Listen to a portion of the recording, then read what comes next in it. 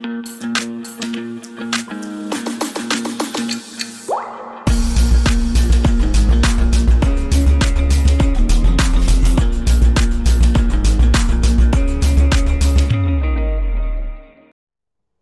pessoal, tudo bem? Eu me chamo Luciano e hoje nós vamos entender alguns probleminhas envolvendo função, alguns conceitos básicos, né? Então vamos corrigir algumas atividades sobre esse assunto para nós entendermos melhor, ok? Vamos à primeira questão então. Diz o seguinte: a tabela mostra o valor final de alguns pedidos de um certo tipo de piso laminado, solicitados a um fabricante, de acordo com a área de piso colocada. Está aqui a nossa tabelinha, né? A área do piso, ó, cada 40 metros quadrados, cobra R$ 2.800, 25.750, assim por diante. Aí a pergunta: qual será o valor de um pedido de 100 metros quadrados desse piso e de 250 metros quadrados? Então, para nós entendermos ó, o que seria a função, ó, tem que entender que nessa tabela o valor depende da área colocada. Então, podemos dizer que o valor está em função da quantidade de área colocada. Para nós entender como é que resolve esse probleminha, ó, então você tem que pensar da seguinte maneira: quanto é que está o custo por metro quadrado, né? Então, o que eu posso fazer? Divide o valor por 40. Então, vamos ter o custo que vai dar R$70. Então, para achar 100 metros quadrados, é só multiplicar 70 vezes 100, que dá R$7.000. E para 250 metros quadrados, vamos ter 70 vezes 250, R$17.500. Outra pergunta é o seguinte: qual é a fórmula ou lei que relaciona o valor Y em reais de um pedido de acordo com a quantidade X de piso? É só nós pegar como é que foi feita essa conta, né? Então, para nós achar qualquer valor de custo, é sempre multiplicar o 70 pela quantidade de área. Se multiplicar 70 vezes 40, vai dar aquele valor. 70 vezes 25 vai dar esse valor. 70 vezes 60 vai dar 4.200 e assim por diante. Então, o y é o valor, x é a quantidade. Então, como é que vai ficar a forma? Então, o valor é sempre multiplicando 70 vezes o x, que é a quantidade. Essa é a lei ou a fórmula, né, da função desse problema. Questão 2. Na cidade, um veículo econômico de passeio consome 1 litro de gasolina a cada 9 km rodados. Faça uma tabela e forneça a distância percorrida pelo veículo ao serem consumidos 0,25 litros, 0,5 litros, 2 litros, 3 litros, 10 litros, 25 litros, 40 litros. Então, temos que entender que na questão a distância está em função do consumo, né? Então, se ele faz 9 km por litro, então, como é que vai ficar a nossa tabela? É só multiplicar a primeira, né, 0,25 vezes 9, vai dar 2,25. 0,5 vezes 9, 4,5. 2 vezes 9, 18. 3 vezes 9, 27, e assim por diante, né? Outra pergunta, ó.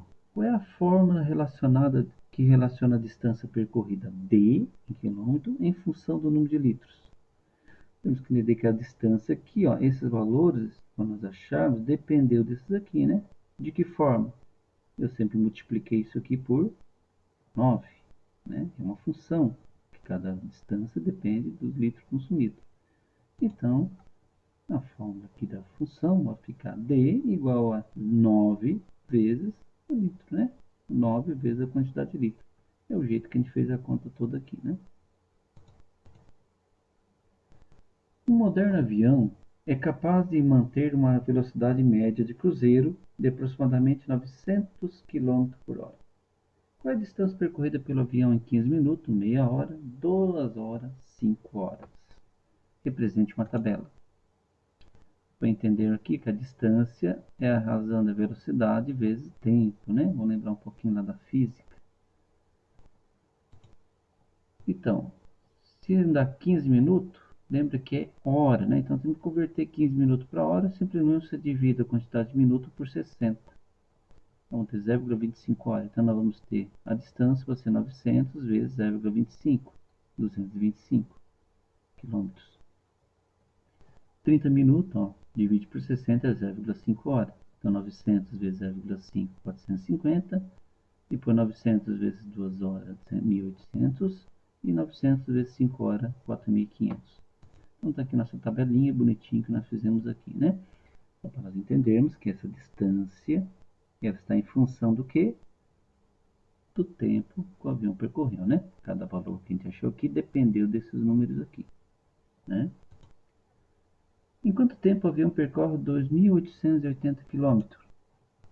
Ó, se a distância é a velocidade vezes o tempo vai ser o quê? Ó, passa a velocidade dividindo, a fórmula ficar distância dividido pela velocidade. Então, o tempo vai ser 2.880 dividido pelo 900, que vai dar 3,2 horas, ou 3 horas e 12 minutos. Ah, como é que eu sei que esse vírgula 2 vai dar 12 minutos? Você faça assim, ó, só faça assim, 0,2 vezes 60. 0,2, né, que é a sobra do 3 ali, né? 0,2 vezes 60 vai dar 12 minutos. E relaciona por meio de uma lei a distância percorrida d em quilômetro em função do tempo. Já que tem uma função, a gente pode estabelecer essa leizinha, essa regrinha, né? Essa lei de formação.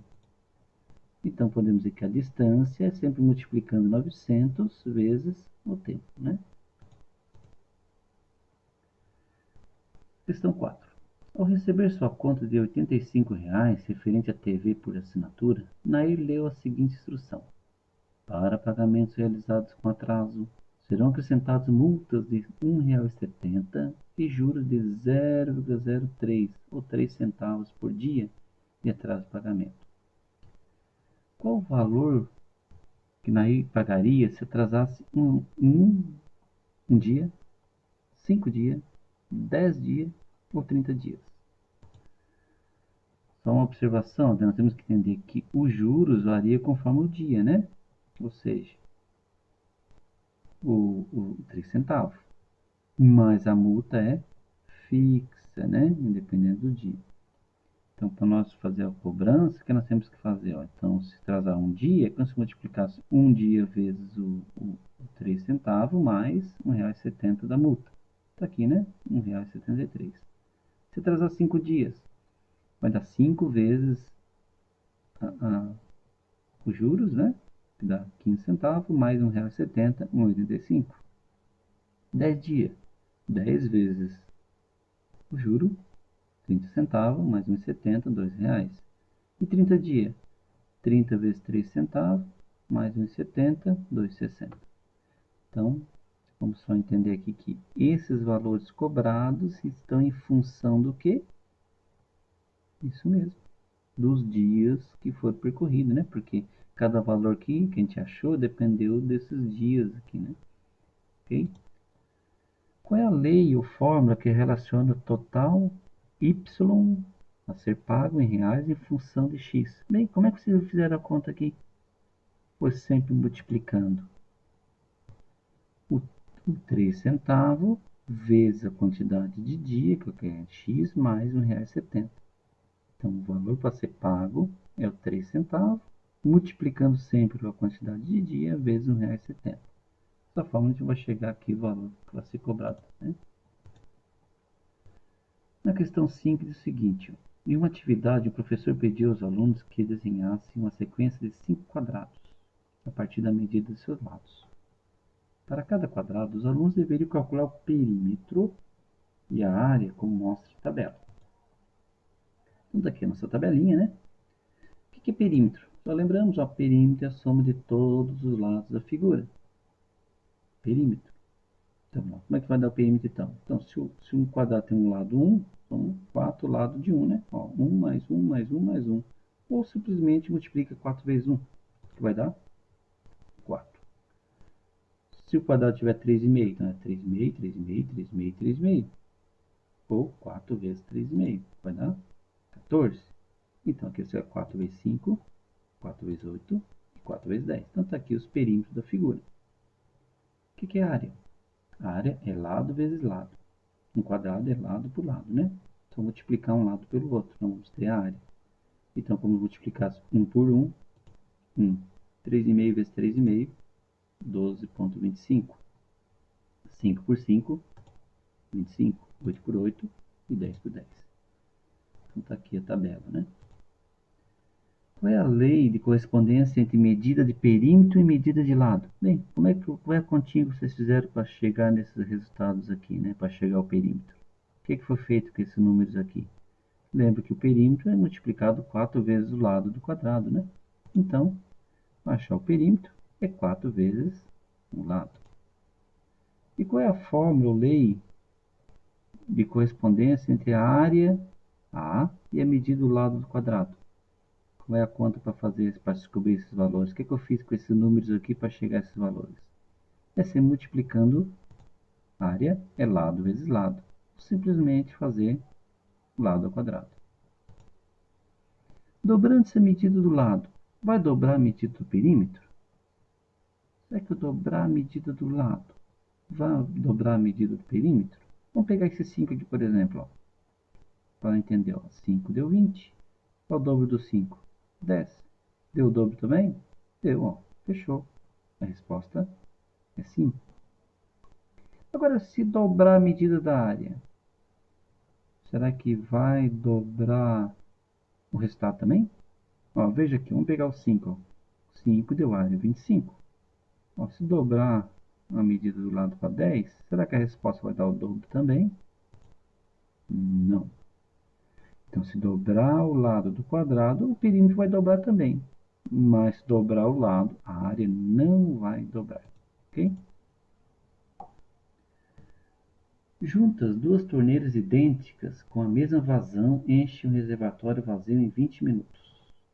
Faça uma tabela para representar o tempo em minutos gastos para encher esse mesmo reservatório, quando vazio, se for utilizado 1, 4, 6, 8 ou 10 torneiras, todas idênticas às duas primeiras. Então, como é que vai ficar? Ó, vamos pegar pelo começo, né? Duas torneiras, 20, e uma torneira. Vamos entender que isso aqui é uma tabela, ele é de uma razão inversa, né? Ó, porque se duas entre 20, se tiver só uma, vai demorar mais tempo para encher. Ó, vai dar o dobro do tempo, né? Ok? Então, se tiver 4 torneiras, vai mais rápido. Então, se duas torneiras entre 20, 4, que eu dobro o tempo, mas diminui o tempo pela metade. Tá entendendo? Então, quanto aqui dobra, aqui divide, né? Ó, se eu fazer 2 vezes 2, 4. Se eu dividir por 2, 10. E for 6 torneiras, como é que vai dar?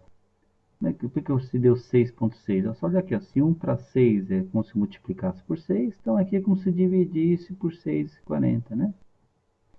Aqui é fácil de analisar, ó. Se 4, 10 minutos, dobrou a quantidade de torneira, vai dividir pela metade o tempo, né? E 10 torneiras, 4 minutos, ok? Qual é a lei que relaciona o tempo em minutos gastos para encher tais reservatórios de acordo com o número de torneiras? Então, temos que entender que diferente não é somente multiplicado, né? Então, ele é uma razão inversa. Então, se eu vou... se uma torneira enche 40, vou fazer 1 vezes 40. É como se fosse o 40 dividido pelo número de torneiras, né? Então, o tempo é o 40 dividido pelo número de torneiras. Quer ver que dá certo? Ó? Você fazer 40 dividido por 2, vai dar 20, ó, tá vendo? 40 dividido por 1, 40. 40 dividido por 4, 10, tá vendo? Fecha certinho a conta, ó. 40 dividido por 8, 5. 40 dividido por 10, 4. Então, isso aqui é a fórmula da função, né? Isso aqui é uma função também, ok? Quantas dessas torneiras seria necessária para encher um reservatório em 1 minuto e 36 segundos? Opa! Só para entender aqui, ó, 1 minuto e 36 segundos. Então, esses 36 segundos tem que passar tudo para minuto, tá? Então, 1 minuto, 36 segundos, ó, divide por 60, 0,6. Então, 1 minuto e 36 segundos é a mesma coisa que 1,6 minutos. Lembrando que nós temos o tempo ali, ó, é 1,6, tá ali, ó, tá vendo? O 40 e o n que eu quero saber. Resolvendo uma equaçãozinha, ó, o n que está dividindo passa multiplicando com 1,6 e 1,6 passa dividindo, né? Então, 40 dividido por 1,6 vão ter 25 torneiras. Ok? Então, é isso aí, pessoal. Então, até a próxima aula, então.